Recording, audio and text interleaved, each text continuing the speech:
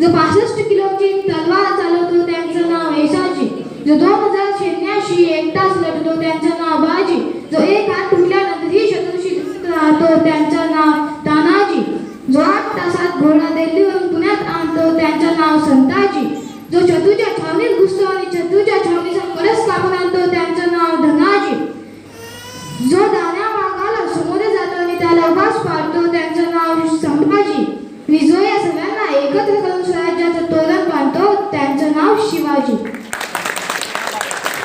जिच्या कुशीत स्वराज्याचं देखणं स्वप्न निर्माण झालं त्या महाजिजाऊ. ज्या महान महापुरुषाने स्वप्न सत्यात उतरवलं ते छत्रपती. ज्या वारसदाराने हे स्वराज्य आपल्या खांद्यावर झेलले ते शिवपुत्र संभाजी. या तिन्ही महापुरुषांना मी प्रथम अभिवादन करतो.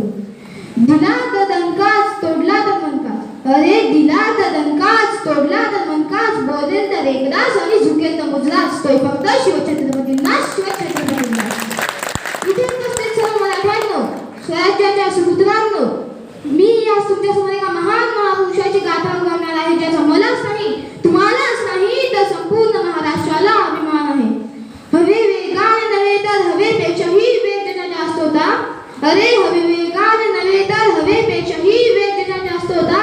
अन्याय विरुद्ध लढण्याचा इरादा अनेक होता. अशा जिजाऊचा लेख लाखात नाही जगात एक होता, जगात एक होता.